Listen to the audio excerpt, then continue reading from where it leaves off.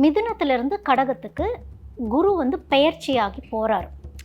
அதே இது நவம்பர் மாதம் பெரும்பாலும் எல்லாரும் பயந்துக்கிறது யாருக்கு பயந்துக்குவாங்க? சனிக்கு பயந்துக்குவாங்க. நிஜமாலுமே யாருக்கு பயந்துக்கணும் தெரியுமா? ஜஸ்ட் லைக் தட் குரு வந்துட்டாரு, எங்களை எல்லாம் காப்பாற்றிடுவார் அப்படிங்கிறத விட கிட்டத்தட்ட 13 மாதங்கள் ஒரு ராசியில் இருப்பார் அப்படின்னு சொல்லப்படுது. அதுதான் வந்து குரு பயிற்சியை நம்ம பார்க்குறோம். இங்கே என்ன ஆகுது அப்படின்னா, யாரெல்லாம் ரொம்ப கவனமாக இருக்கணும் இந்த குரு அதிசார பயிற்சி அப்படின்னு பார்க்குறப்போ, கர்மத்திலேருந்து தான் தர்மத்துக்கு போகணுங்கிறது தான் விதி. அப்போ இந்த கர்மத்திலேருந்து தர்மத்துக்கு போகணும் அப்படின்னா என்ன பண்ணணும்? சில பரிகார முறைகள்லாம் சரியான முறையில் பண்ணி, பயபக்தியோடு பண்ணி. Presenting sponsor Tamil matrimony. தமிழர்களின் நம்பர் 1 சாய்ஸ் தமிழ் மேட்ரிமோனி. ஆச்சி ராயல் குலோப் ஜாமுன் பேக்ஸ், ஒன்று வாங்கினால் ஒன்று இலவசம். அப்பவும் இப்பவும் எப்பவும் அதிரடி கலெக்ஷன், சரவெடி செலிப்ரேஷன். குமுதம் பக்தி நேயர்களுக்கு எனது வணக்கங்கள். இன்னைக்கு நம்ம பேச போகிற விஷயம் என்ன அப்படின்னா, குரு அதிசார பயிற்சி. அது என்ன குரு அதிசார பயிற்சி? சனி ஏற்கனவே எங்களை வச்சு செஞ்சிட்டு இருக்கு, குரு வந்து காப்பாற்ற மாட்டாரா அப்படிங்கிற மாதிரி இருக்கும். அது வந்து குரு பயிற்சிக்காக நம்ம காத்திருக்கிறது. அக்டோபர் 18, 2025 மிதுனத்திலிருந்து கடகத்துக்கு குரு வந்து பெயர்ச்சியாகி போகிறார்.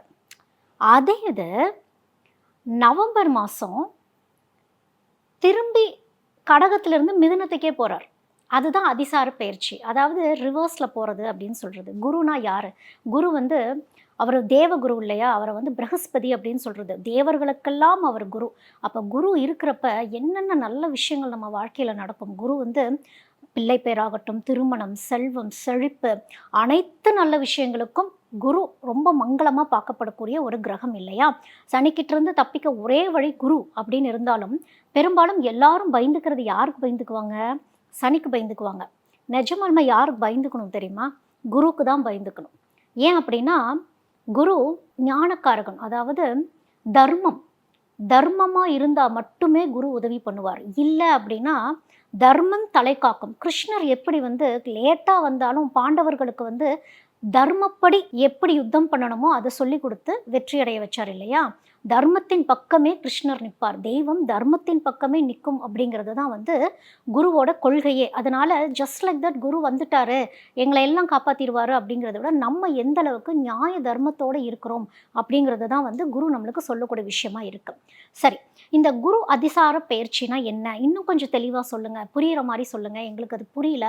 பயிற்சினா என்ன, அதிசார பயிற்சினா என்ன அப்படின்னா, நம்ம வந்து ஒரு வண்டியில் போகிறோன்னு வச்சுக்கோங்க, ஒரு பஸ்ஸுன்னு வச்சுக்கோங்க, எல்லாருமே பஸ்ஸில் போயிருப்போம். இப்போ நம்ம பஸ்ஸில் போயிட்டு அந்த பஸ்ஸு நிற்கிது, பக்கத்தில் ஒரு ட்ரெயின் ஃபாஸ்ட்டாக போகிறப்போ நம்ம எப்படி ஃபீல் பண்ணுவோம்?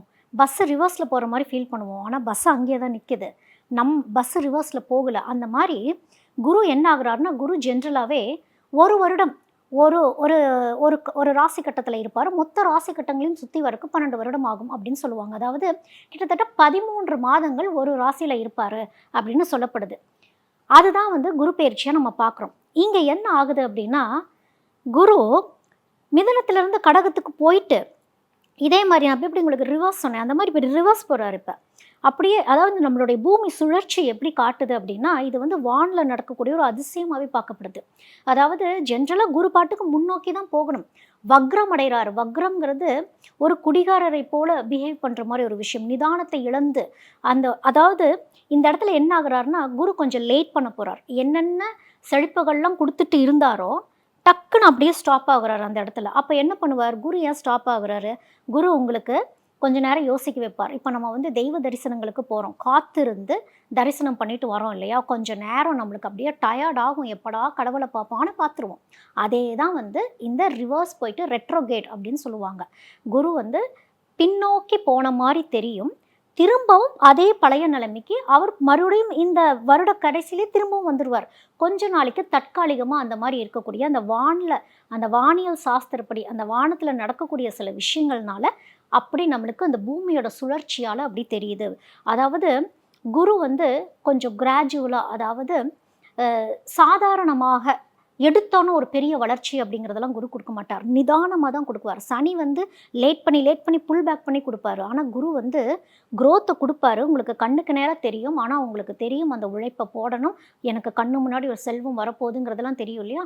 அது இன்னும் நிதானிச்சு கொடுக்க போகிறார் அப்படிங்கிறது தான் வந்து அதிசார பயிற்சி அப்படிங்கிறது அர்த்தம். இப்போது என்னென்ன ராசிகளுக்கு இந்த அதிசார பயிற்சி என்னென்ன மாதிரியான நல்லதை எப்படி கொடுக்க போகிறாரு, என்ன பாடத்தை கற்பிக்க வராரு அப்படிங்கிறத நம்ம தெரிஞ்சுக்கணும். ஏன்னா குரு அப்படின்னாலே பாடம் கற்பிக்க தானே வராரு. அதுவும் இந்த அதிசார பயிற்சி எப்படி தெரியுமா?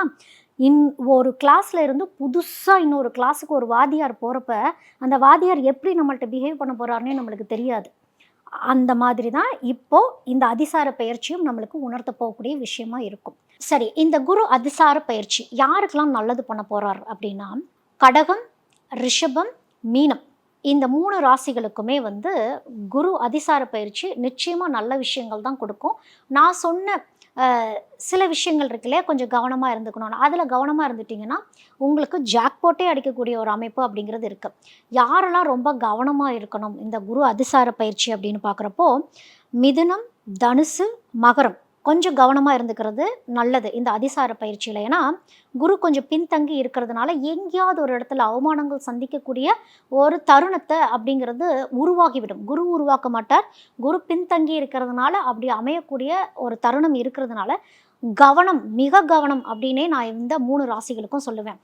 யாருக்கெல்லாம் ஓகே அதாவது ஒரு மத்தியமமாக இருக்குது, ஒன்றும் இல்லை, நீங்கள்லாம் பிரச்சனை இல்லை, உங்களையெல்லாம் குரு அதிசார பயிற்சி பெருசாக ஒன்றும் தாக்க போகிறது இல்லை அப்படிங்கிறவங்களாம் யாருன்னு பார்த்தீங்க அப்படின்னா, மேஷம், கன்னி, துலாம், விருச்சகம், கும்பம் உங்களுக்கெல்லாம் வந்து ஒரு மத்தியமமான ஒரு பலன் அப்படிங்கிறது தான் வந்து இந்த குரு அதிசார பயிற்சி அப்படிங்கிறது சொல்லுது.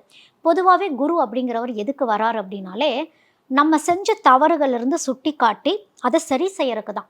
அப்போ இந்த குரு அதிசார பயிற்சி பார்த்து நம்ம எதுக்கு பயந்துக்கணும்னா, தர்மத்துக்கு தான் பயந்துக்கணும். சில பரிகார முறைகள்லாம் சரியான முறையில் பண்ணி பயபக்தியோடு பண்ணி இனிமேல் அந்த தவறை நான் செய்ய மாட்டேன், திருப்பி அதே பேட்டர்ன் அந்த ரெப்பிட்டேஷனுக்குள்ளே நான் போக மாட்டேன் அப்படிங்கிற குருக்கெல்லாம் வந்து வாக்கு கொடுத்துடணும். நம்ம குரு வழிபாடு பண்ணுறோம் அப்படின்னாலே அவர் வந்து நம்மளுக்கு டீச்சர் தானே. அந்த டீச்சர் என்ன சொல்லுவாங்க, ஓகே இனிமேல் நீ இந்த தவறு பண்ணக்கூடாது, இனிமேல் அந்த தவறு பண்ண மாட்டேன்னு சொல்லிட்டு திரும்பவும் நம்ம அந்த தவறு பண்ணுறோன்னா கர்மத்தின் பாதையில் போயிடுவோம். இது எப்படின்னா, கர்மத்திலேருந்து தான் தர்மத்துக்கு போகணுங்கிறது தான் விதி. அப்போ அந்த கர்மத்திலேருந்து தர்மத்துக்கு போகணும் அப்படின்னா என்ன பண்ணணும், செஞ்ச தவறுகளை திரும்பவும் செய்யாமல் இருக்கணும். அதே போல் அந்த கம்ஃபர்ட் ஜோன்லேயே இருக்கிறோம் அப்படின்னா, ஒரு முயற்சி பண்ணாமல் இருக்கிறோம் அப்படின்னா தர்மத்தின் பாதையில் நம்மளால் போக முடியாது. குருங்கிறவர் ஒரு முயற்சி பாதையை காட்டக்கூடியவர்.